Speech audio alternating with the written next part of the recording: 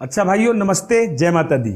आज आपको इस भाग के वीडियो में, कल हमने जो अगला वीडियो बनाया था इसके पहले, उसमें हमने आपको दो फलनों का संबंध बताया था, कुछ क्वेश्चन भी बताए थे। अब आगे हम आपको इस भाग में पुनः यही चैप्टर है, क्वेश्चन आपको हम बता रहे हैं। तो क्वेश्चन ध्यान दीजिए। पहला क्वेश्चन क्या है?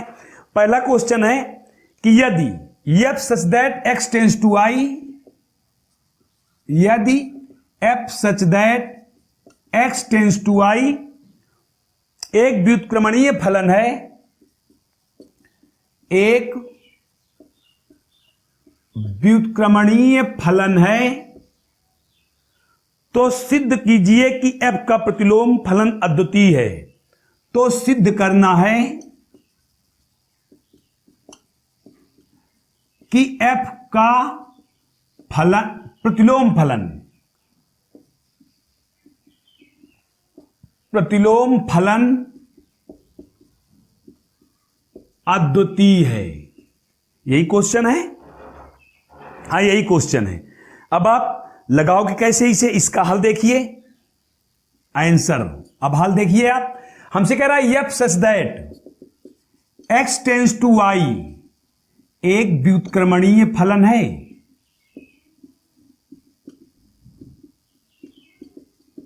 ठीक। जो फलन व्युत्क्रमणीय होते हैं वे एकाएकी एवं आच्छादक होते हैं। पहले तो ये आप समझ लीजिए, यदि कोई फलन व्युत्क्रमणीय है तो एकाएकी भी होगा और आच्छादक भी होगा।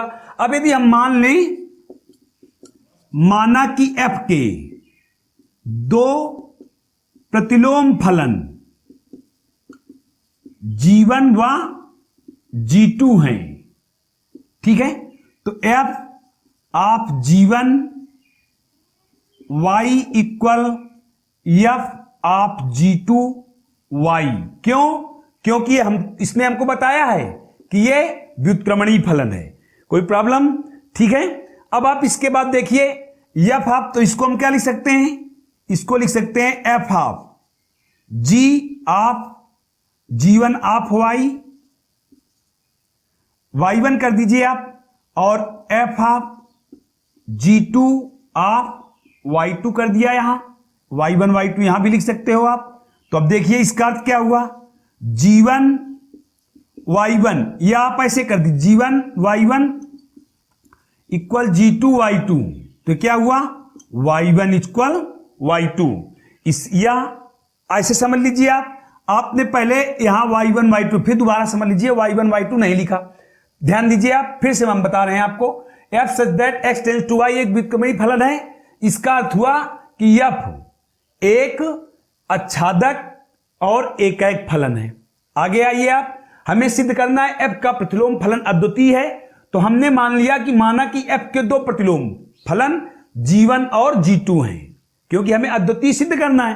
तो हमने मान लिया नहीं, f के दो मान हैं, g1 और g2, ठीक। अब हमें पता है कि ये क्या है?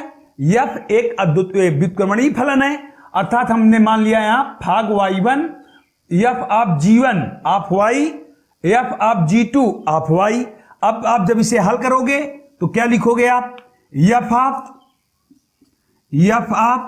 g1 ऑफ y बराबर f of g2 of y। f cancel हुआ, g1 of y equal g2 of y, y cancel, तो g1 इक्वल g2 आ गया। इससे देखिए आपको पता चलता है कि g1 और g2 दोनों एक ही फलन है। g1 इक्वल g2 प्राप्त हुआ हमें, तो इससे बदलता है कि g1 और g2 एक ही फलन है।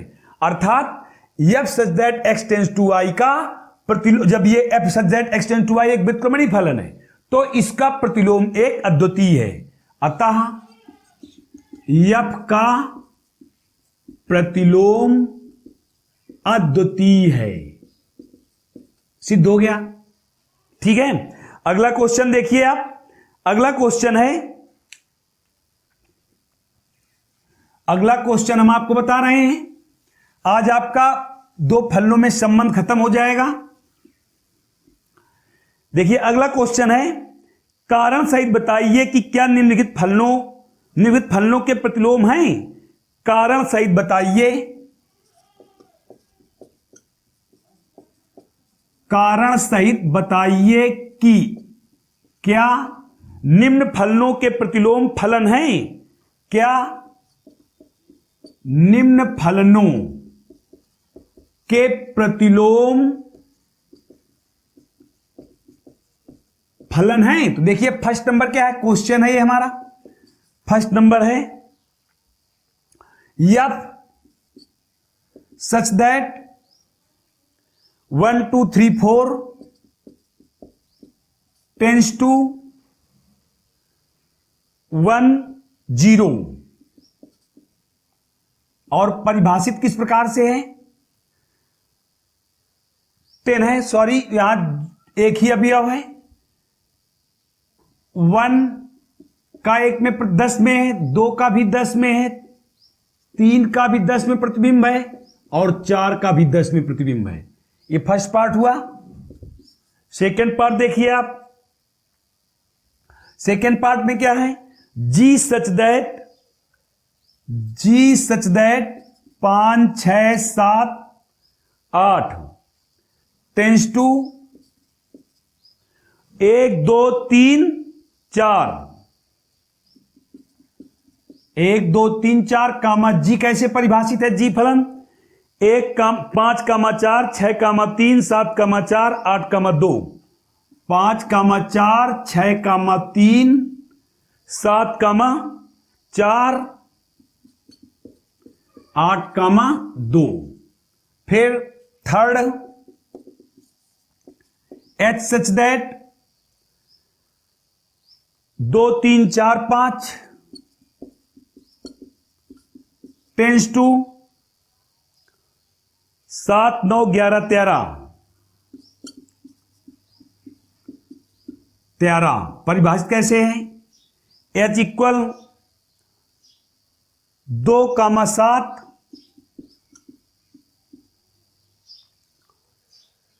3 कामा 9 4 कामा 11 और 5 कामा 13। क्वेश्चन क्या है? आंसर देखिए आप। क्वेश्चन है हमारा दिए गए फलनों के प्रतिलोम फलन है या नहीं, ये क्वेश्चन है। तो आप देखिए फर्स्ट नंबर में आप एफ इनवर्स निकाल दोगे। अब एफ इनवर्स क्या करोगे? इनके अवयव में बदल देने हैं। भुज को कोटि और कोटि को भुज में लिख देना है। 10 कामा 1 10 कामा 2 10 कामा 3 10 कामा 4। तो देखिए फलन नहीं है, यह इनवर्स फलन नहीं है। क्यों?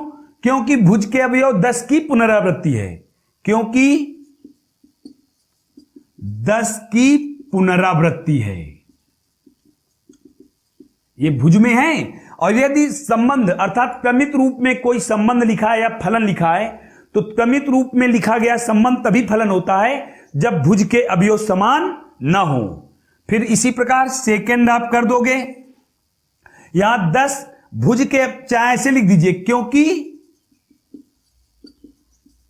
भुज के अवयव 10 की पुनरावृत्ति है। भुज के अवयव 10 की पुनरावृत्ति है। इस तरीके से आप कहीं भी क्वेश्चन का हल इस प्रकार से नहीं पाएंगे। हम आपको जितना सरल से सरल हो रहा है उतना सरल से सरल तरीके से बताने का प्रयास, समझाने का प्रयास कर रहे हैं।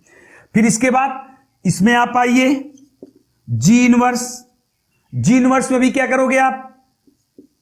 4 कामा 5 वही भुज को कोटि में और कोटि को भुज में 3 कामा 6 4 कामा 7 2 कामा 8।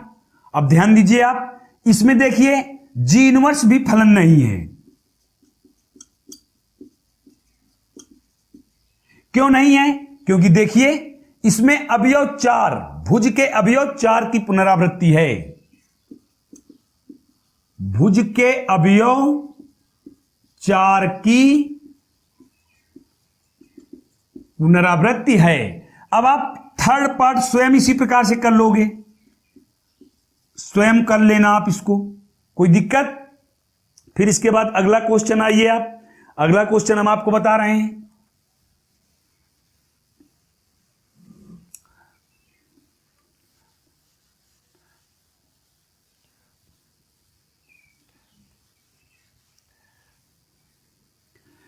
अगला क्वेश्चन है f of x equal 4x plus 3, F of x equal 4x plus 3 द्वारा प्रदत्त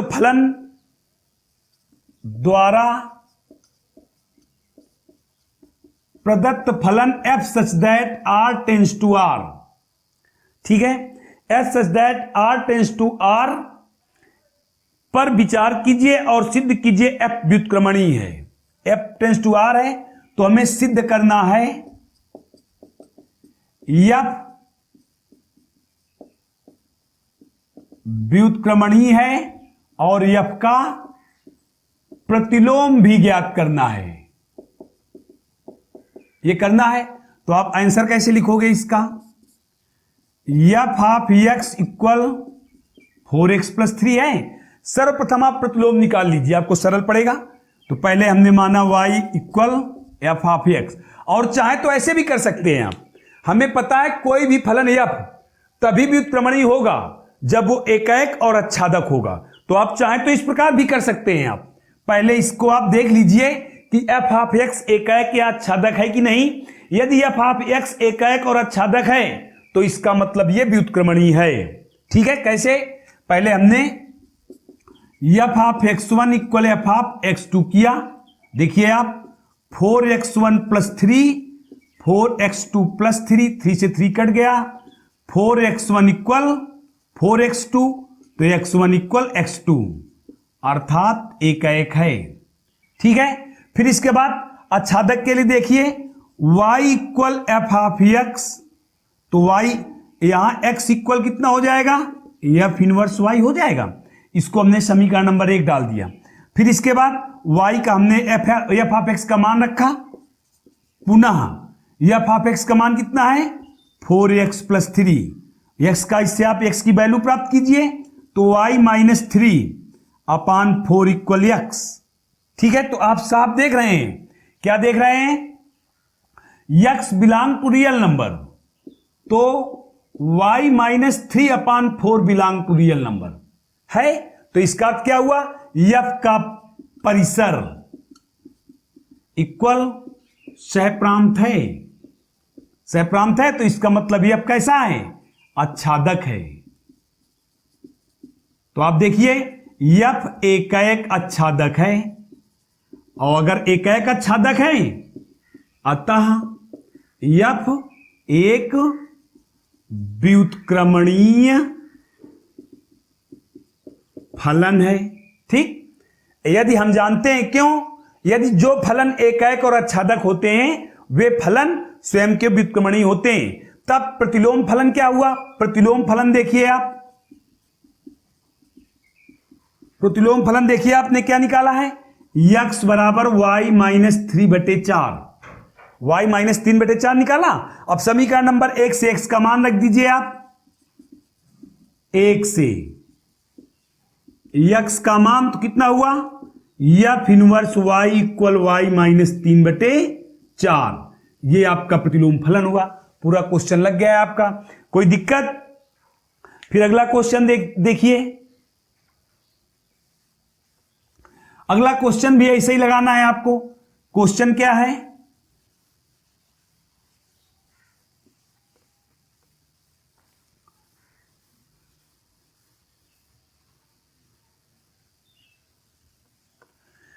क्वेश्चन है हमारा f of x equal x square plus 4 द्वारा प्रदत्त फलन f of x equal x square plus 4 और परिभाषित कैसे है? F such that R tends to 4 से इनफाइनाइट तक अंतराल दिया है 4 इनफाइनाइट। ठीक है, पर कह रहा विचार कीजिए और सिद्ध कीजिए एफ एक व्युत्क्रमणीय है। पर कह रहा विचार कीजिए, विचार करना है और सिद्ध करना है एफ व्युत्क्रमणीय है तथा एफ इनवर्स भी ज्ञात करना है। तो आप अपने सिस्टम में आ जाइए, जैसे कि अभी आपने लगाया ध्यान दीजिए, एक्स पहले एफ ऑफ एक्स इक्वल क्या हुआ, एक्स स्क्वायर प्लस 4, तो F of x1 F of x2 करोगे आप तो कितना हो जाएगा, x1 square plus 4 equal x2 square plus 4 हो जाएगा। तो ये 4 से 4 कट गया, कितना आया, x1 square equal x2 square आया। अब ध्यान दीजिए, x1 square equal x2 square परिभाषित कैसे, 4 से इनफाइनाइट तक, अर्थात अंकों में परिभाषित तो कितना हो जाएगा, x1 बराबर x2। इसका तात्पर्य क्या है, एक एक है एक एक। फिर इसके बाद प्रतिलोम के लिए आइए आप, y बराबर एफ ऑफ एक्स, तो x इक्वल कितना हो जाएगा, जैसे अभी आपने लगाया था, इसको हमने 1 डाल दिया, पुनः एफ ऑफ एक्स के स्थान पर मान रखा, कितना है एफ ऑफ एक्स का मान, एक्स स्क्वायर प्लस 4, तो y minus 4 equal x square, तो x इक्वल कितना हो जाएगा, रूट y माइनस 4। अब आप अच्छी तरीके देख रहे हैं कि y का मान यदि 4 से बड़ा है, 4 या 4 से बड़ा है तो x वास्तविक है। तो आप यहां लिख सकते हो, यदि y is greater than equal 4 तो x बिलोंग रियल नंबर है। अतः f एक आच्छादक फलन है। हुआ आच्छादक फलन, इसलिए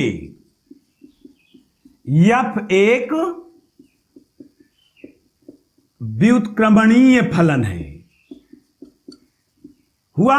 अब प्रतिलोम के लिए ये आपने मान निकाल ही लिया है, पुनः प्रतिलोम के लिए जब आप आओगे तो हमें मान रख देना है बस, x equal root y minus 4 निकाला आपने समीकरण नंबर 1 से, x का मान आप जरूर रख दीजिए, तो हो जाएगा f inverse y equal root y minus 4। ये आपका हो गया आंसर। ठीक है, इसी प्रकार से आगे हम चलते हैं। आगे जब आएंगे तो आप ध्यान देना, आप देखिए ये हमने x1 स्क्वायर बराबर x2 square, x1 equal x2 क्यों लिख दिया, क्योंकि 4 से इनफाइनाइट तक परिभाषित है, इसलिए हमने इसको ऐसा लिखा है x1 बराबर x2। x1 बराबर प्लस माइनस x2 यहां हम नहीं लिख सकते। ठीक है, ये बात ध्यान देना इस पॉइंट में। इसमें तो आपको दिक्कत नहीं है, इसमें x equal under root y minus 4 आया, तो आप देख रहे हैं y इज ग्रेटर देन 4 या इक्वल 4, तभी x हमारा वास्तविक होगा, इसलिए हमने यहां पे लिख भी दिया है। ठीक, अगला क्वेश्चन देखिए आप।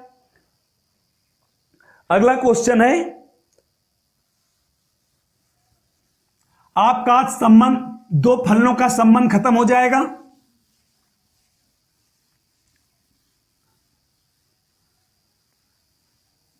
अगला क्वेश्चन है, f of x equal 9x square plus 6x plus minus 5, 9x square minus 5 परिभाषित कैसे है, f such that R positive tends to 5 comma infinite, बंद अंतराल में है और ये खुले अंतराल पर है, ऐसे परिभाषित है। पर विचार कीजिए और सिद्ध करना है, हमको वही चीज सिद्ध करनी है। सिद्ध करना है एफ एक व्युत्क्रमणीय फलन है तथा एफ इनवर्स भी ज्ञात करो। यह क्वेश्चन है, बिल्कुल आप अपने हिसाब से वैसे ही चलोगे। कैसे लगाओगे आप, अब थोड़ी सी बात आपको ध्यान देना है, इसमें विशेष बात ध्यान देने योग्य है। ठीक है, सबसे पहले f such that n tends to n के लिए यदि हम मान लें, f such that n tends to n के लिए इसको परिभाषित कर दे। हमने मान लिया ये क्वेश्चन है हमारा, आंसर देखिए। आप चाहे तो ऐसे भी कर सकते हैं, y equal F of x equal क्या है, 9x square plus 6x minus 5, अर्थात 9x square plus 6x minus 5। अब F of x1 equal F of x2 मत करना, अब आपने यहां मान लिया y equal F of x, तो y x इक्वल कितना हो जाएगा, एफ इनवर्स y हो जाएगा। हमने आपको नियम वैसे क्या बताया था, सवाल दूसरी प्रकार बताया, नियम हमने बताया था कोई भी फलन f व्युत्क्रमणीय है यदि इसका प्रतिलोम फलन, यदि g माना जाए का प्रतिलोम g हो तो फाग ऑफ IY और गाफ इक्वल IX प्राप्त हो तो फलन व्युत्क्रमणीय होता है। बात वही है। यदि ये फलन F एकैक और आच्छादक है तो व्युत्क्रमणीय यही सिद्ध कर रहा है। देखो एकैक और आच्छादक सिद्ध कर रहा है ये। ठीक है, तो आप इस तरीके से भी लगा सकते हो। ठीक है, दूसरा अपना ऐसे लगा लीजिए जैसे हम कर रहे हैं। मान लीजिए हमने यहां मान रख दिया, इसको समीकरण नंबर 1 डाल दिया, पहले एफ इनवर्स ज्ञात होगा इससे। अब हमने पुनः y equal 9x square plus 6x minus 5 किया। अब इससे हमें x की वैल्यू प्राप्त करनी है तो 9x square plus 6x minus 5 minus y equal 0 कर दिया। इससे माइनस का मान लिया, प्लस हो गया। अब आपको यहां सीधा 4 नियम लगाना होगा तो आप तुलना करोगे यहां ax square plus bx plus c equal 0 से तुलना करोगे आप तो a इक्वल कितना है 9, b इक्वल कितना है 6, c इक्वल कितना है -5 प्लस y। तो अब आप नियम सूत्र क्या है, सीधाचार्य नियम, जिसको आप द्विघात समीकरण का सूत्र भी बोलते हैं, b स्क्वायर माइनस 4ac अपान 2a। आप इसमें मान रखिए implies that x equal -6 plus minus root b square, तो 6 का square minus 4a into c minus 5 plus y upon 2a, 2 into 9। अब आप इसको हल करो तो हल करने से क्या आएगा, x equal -6 plus minus root 36 plus 36 5 plus y upon 18। x equal -6 plus -6 बाहर हो जाएगा, 1 प्लस 5 प्लस y बचेगा अपान 18। 6 आप कॉमन लेके भाग कर दोगे, आप पॉजिटिव आप ले लीजिए तो x जो कि रियल नंबर के लिए परिभाषित है इसलिए हम पॉजिटिव लेंगे क्योंकि साफ लिखा है r पॉजिटिव। तो x इक्वल 6 आपने कॉमन ले लिया, कितना बचा करके रूट y प्लस 6 माइनस 1 अपान 18। आपने इसको काट दिया तो यहां बचा 3। अब समीकरण नंबर 1 से x का मान आप रख दीजिए तो कितना आया, f inverse y equal root y plus 6 minus 1 upon 3। ये आया, x का मान ये आ गया। ये हमारा प्रतिलोम फलन हो गया। एक आंसर हमारा ये हुआ। अब हम आपको बता रहे हैं व्युत्क्रमणीयता सिद्ध करने के लिए आप कैसे करोगे, तो आगे देखिए कैसे करोगे आप। अब f inverse y equal GY मान लिया, GY मान दिया, और ये क्या है y प्लस 6 माइनस 1 अपान 3। अब पहले आप निकालो गाफ। गाफ क्या होता है, g of f of x होता है। मान रखिए आप f ऑफ x आपके लिखा हुआ है क्वेश्चन, रखिए मान इसमें। अब आपको देखो इस फलन में रखना है तो रूट इसके स्थान पर g ऑफ y, देखिए y के स्थान पर ये मान है तो आप y के स्थान पर ये पूरा मान रख दीजिए, 9x square plus 6x minus 5 और प्लस 6 माइनस 1 अपान 3। सरल कीजिए आप तो यह कितना हो जाएगा, 9x square plus 6x plus 1 minus 1 upon 3। आप इसे हल करिए तो क्या आ जाएगा, रूट 3x प्लस 1 का होल स्क्वायर, फैक्टर करोगे आप माइनस 1 अपान 3।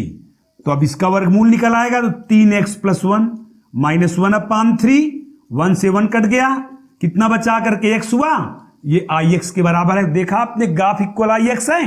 अब आप भाग निकालिए, भाग इक्वल यदि IY आता है तो फलन व्युत्क्रमणीय है।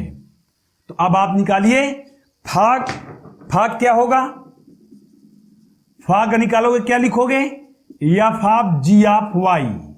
देखिए हमने गाफ लिखा था तो g of f of x लिखा था क्योंकि f x के लिए परिभाषित है, परंतु गाफ भाग में g हमारा किसके लिए परिभाषित है, y के लिए परिभाषित है। तो अब आप यहां मान रख दीजिए तो f ऑफ gy का मान कितना है, y प्लस 6 माइनस 1 अपान 3। अब आप इसमें मान रखिए f में, देखो x के स्थान पर इतना मान है तो तो आप इसमें रखोगे 9y प्लस 6 माइनस 1 अपान 3 का whole square plus 6y plus 6 minus 1 upon 3 और माइनस 5। अब आप इसको सरल करिए तो 9, ये कितना हो जाएगा जब इसका होल स्क्वायर खोलोगे आप, y plus 6 minus 1 minus 2 root y plus 6। हमने क्या किया है, अपान 9। a माइनस बी का होल स्क्वायर इसमें लगाया तो a स्क्वायर y प्लस 6 का होल स्क्वायर करिए, y प्लस 6 आ जाएगा, 1 का वर्ग प्लस 1 हो जाएगा, यहां a square plus B square हो गया, माइनस 2ab और प्लस 3 दोनों 6 होता है तो यहां आएगा 2 रूट y प्लस 6 माइनस 1 और माइनस 5, रूट यहां तक है।